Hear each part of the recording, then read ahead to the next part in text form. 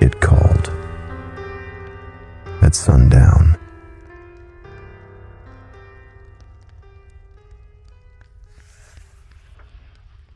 I don't know, Chris. Eldritch abominations are kind of old hat at this point, my brother Terry had said after reading over a rough draft of the latest story I was writing. His words stung more than I think he intended them to, because though I wouldn't admit it outright, I knew that they were true. Oh, come on, Terry. I don't have to reinvent the wheel every time I sit down to write. I had huffed back at him, somewhat annoyed. True, but stories with big, creepy, indefinable entities are just so overdone. Lovecraft cornered that market decades ago, and the internet is absolutely saturated with stories like that. Well, what kind of creatures do you think I should write about? What about vampires? I could not contain my disappointed sigh at that suggestion. Vampires are probably the most overdone monsters in the genre, and besides, they aren't actually scary because everyone knows their weaknesses. So, why does that matter? It matters because if the audience knows the monster's weakness, then they gain a sense of control over it, and any sense of fear evaporates. The essence of a good horror story is a lack of control, I said, sounding almost like a professor giving a lecture. Terry threw up his hands in an overly exaggerated expression of defeat. If you say so, Maestro. I didn't want to come off as a conceited dickhead that couldn't take criticism, so I decided to concede that he did have a point. Look, they might be old hat, but they're easy to write about, and that works for me right now. I feel like I'm in a rut creatively. I just can't seem to think of anything to write about like I used to, and everything I do write just feels so bland and unoriginal. I end up hating it before I get halfway down the page, I said, sounding more fatigued than I'd meant to. I pressed my head into my arms that lay folded on my writing desk in my less-than-tidy room in the 2-story house Terry and I lived in with our parents and younger sister. Terry's expression said that he wanted to comfort me, but wasn't quite sure what to say. After a moment or so of uncomfortable silence, however, he did manage to think up some sincere-sounding words of encouragement. I think you're just being too much of a perfectionist, Chris. Like you said, you don't have to reinvent the wheel every time you sit down to write. You just have to write what feels correct to you. Don't write to please an audience. Write to express yourself and remember what Mr. Talbot used to say. Terry's mention of the creative writing teacher we both shared in high school caused a wave of nostalgia to wash over me as I recalled the words that the gentle old man repeated to us at every opportunity, like it was his personal catchphrase. There are no original stories, only original ways to tell them. I mumbled aloud. Terry smiled in agreement as he got up from where he sat on my bed and made his way to my bedroom door, glancing back over his shoulder at me and saying, "I'm gonna go make something to eat, and I'll be back up in a bit, man. Take a break if you need to, and don't beat yourself up so much. The right idea will come to you in its own time, and you'll say to yourself, Eureka, I have something to write about now." He delivered this with theatrical fervor before he walked out, leaving me alone with my thoughts in a rough draft of a story that now looked like a horrid and detestable abomination to my eyes, staring back at me from the screen of my laptop. I lamented my inability to reach into the ethereal realm of imagination just long enough to pull out even the smallest embers of an idea that could in turn be nurtured into a fire from which I could forge words and sentences, and then build those paragraphs into a cohesive narrative that could be sold to a wide audience of readers that sought out even the smallest escape from the banal realities of their day-to-day lives with ravenous abandon, and briefly considered deleting the whole thing in a fit of frustration before I just opened up another tab in my web browser and started monotonously clicking on YouTube video after YouTube video with the attention span of a squirrel stricken with ADHD. I had listened to about half a horror story narration whose overall plot sounded infuriatingly similar to the one I had written when I felt my phone vibrating in my pocket. It was becoming relatively late at this point. The evening sun had just about completed its descent under the horizon, painting the evening sky with deep hues of red and purple as it went, and I could hear the soft patter of summer rain, like the subtle tapping of thousands of tiny little fingers against my window pane, as I fished my phone out of my pocket to see who could be calling me. The number that that flashed across my phone screen was not one I recognized, so I just declined the call, as was my habit. I had barely put the phone back in my pocket when it started vibrating again. I took it back out and peered at the screen. The same number was calling me again. I declined it again, only to have it call me a third time. Whoever it was, they seemed pretty damn desperate to get a hold of me. So with my curiosity piqued, I decided to answer it. "Hello." I got no immediate verbal response, but noted what sounded like running water and the steady, rhythmic clicking of something metallic in the background. I was half a second away from hanging up when a voice I didn't recognize finally spoke up. "Hello," it said back to me. "Who is this?" "Who is this?" the voice repeated.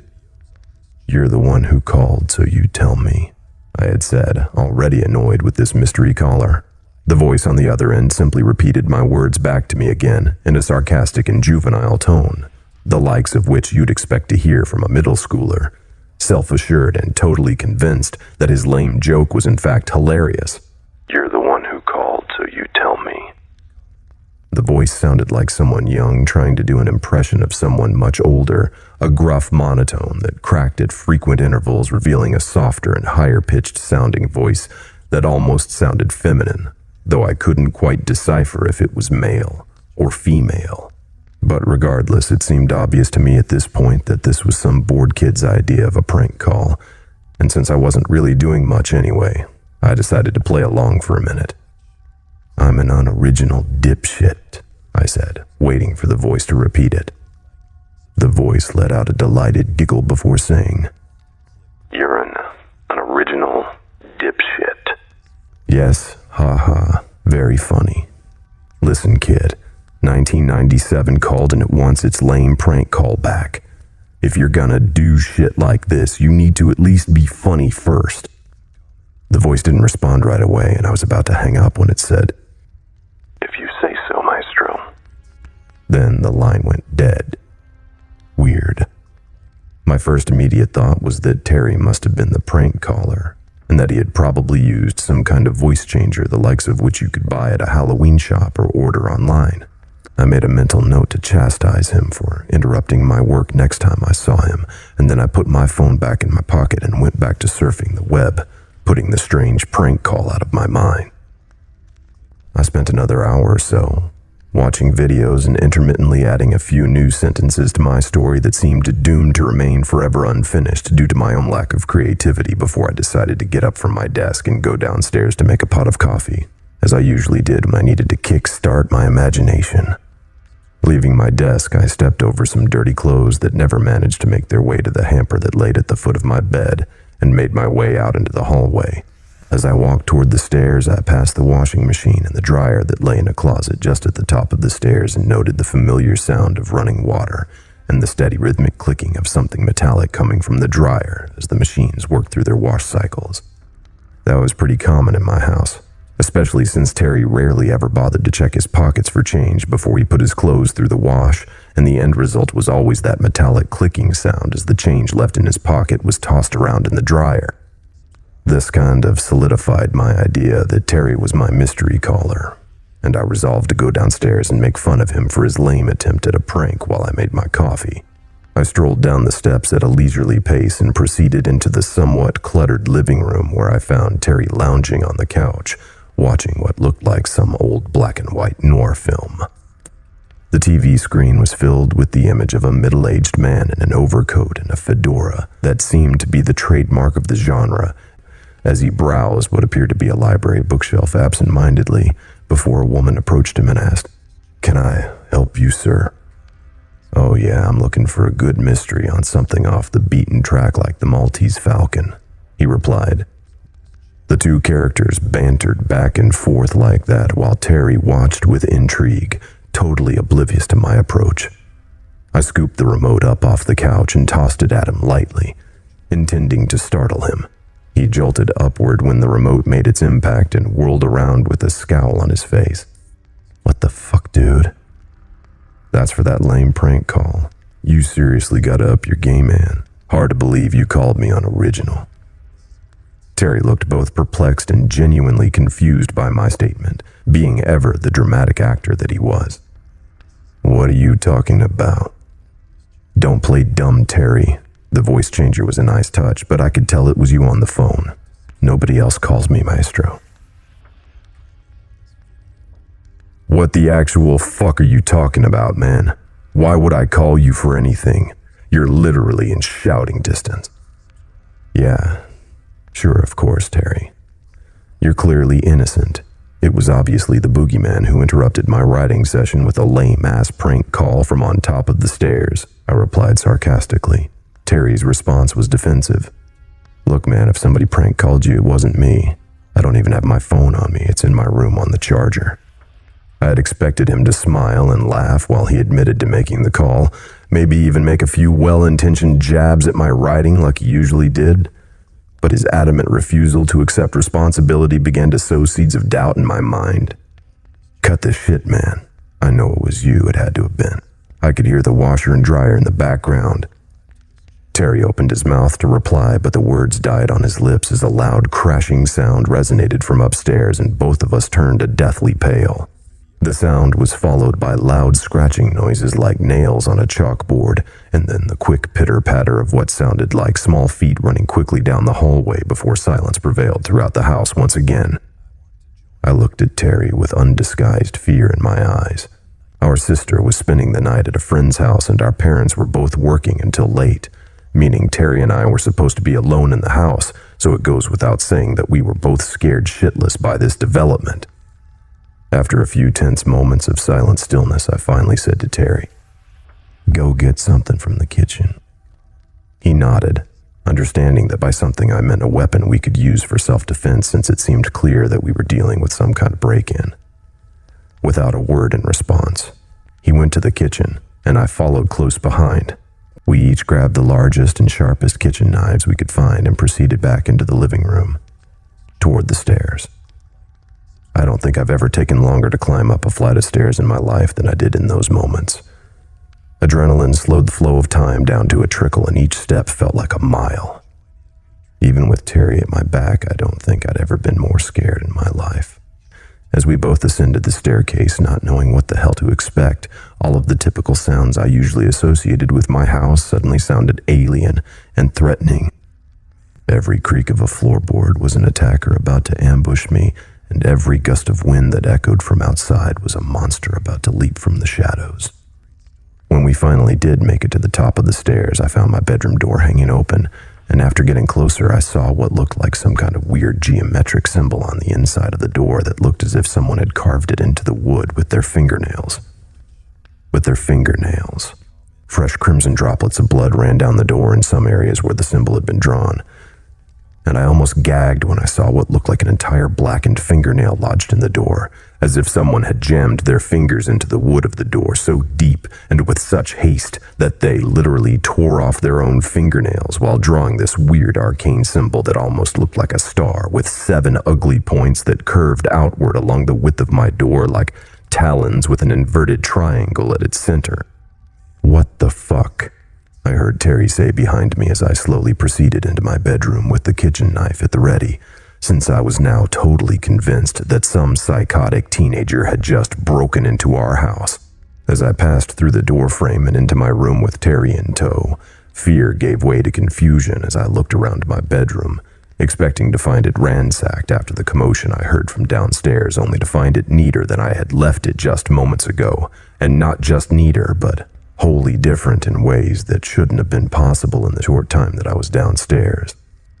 The wallpaper, for example, had been a dim, dingy green when I went downstairs to get coffee, but now was a bright mustard yellow with this tacky floral pattern. My writing desk and laptop were in the same places they were before I left, but the laptop charger and even the outlet it was plugged into were now located on the opposite wall from where they were before I left.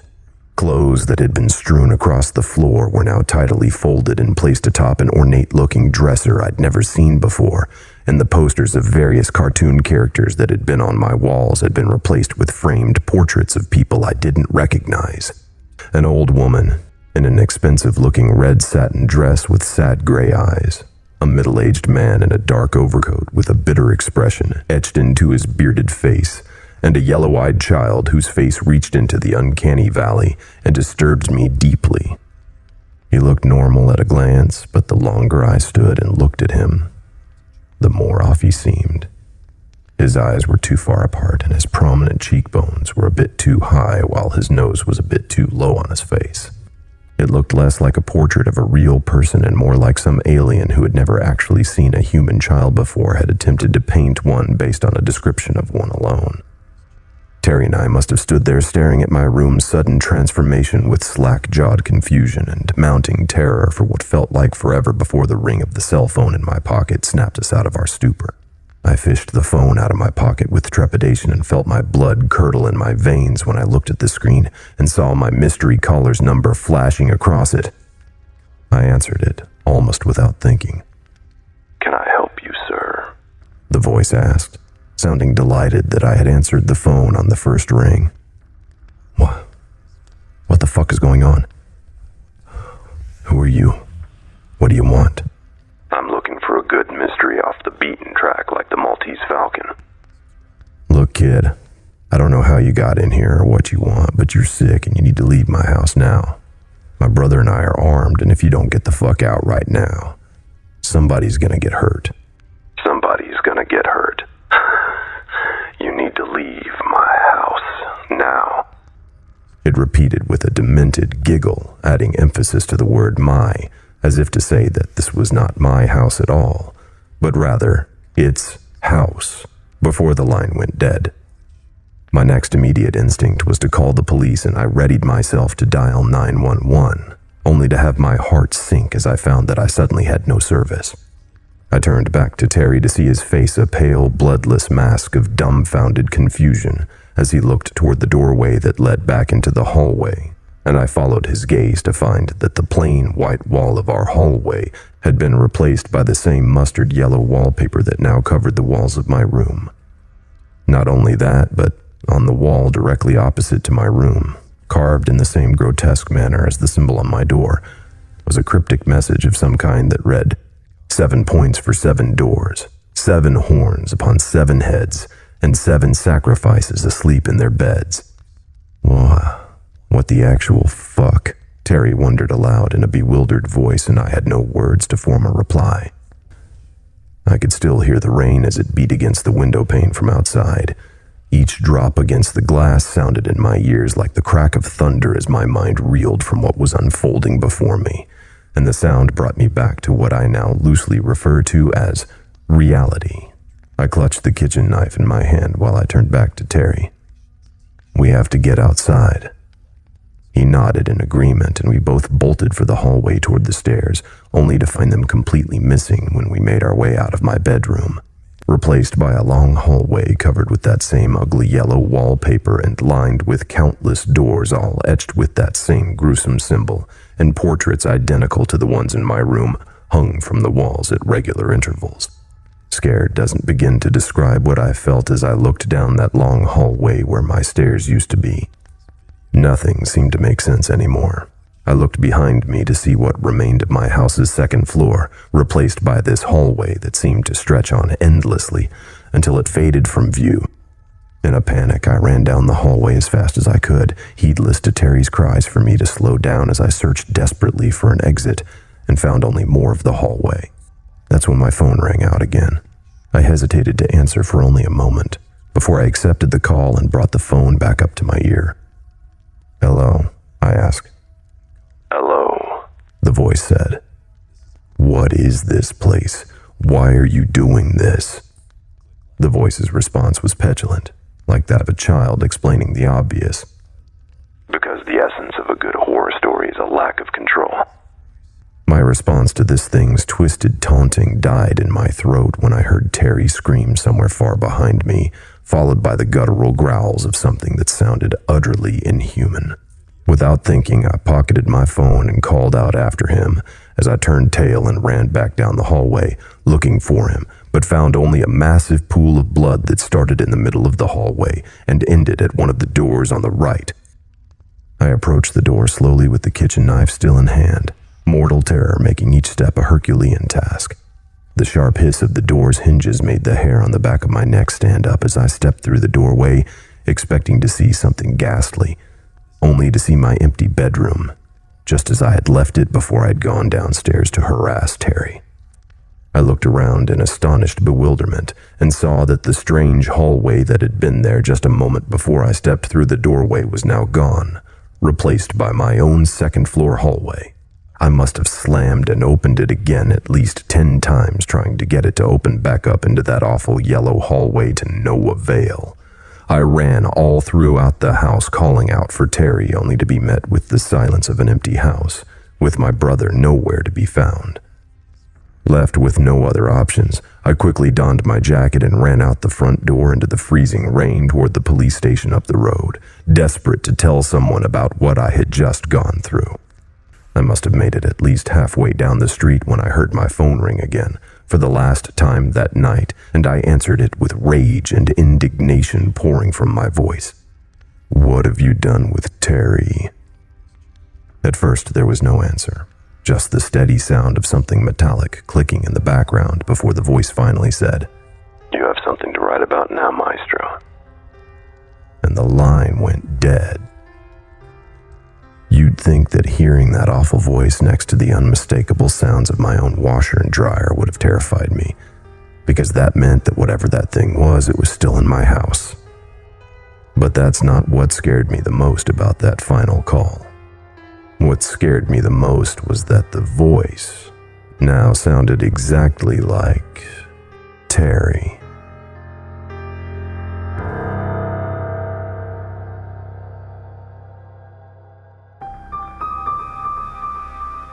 Thank you for listening and delving into the dark with me. I would be so grateful if you please click the thumbs up, subscribe, and leave a comment. The more engagement this video gets, the more YouTube will push my content to others, and thus our twisted little community will grow. All stories read on this channel will be available on Spotify, iTunes, iHeartRadio, and many other podcast apps. Links are in the description. Thank you again for listening, and I look forward to hearing from you.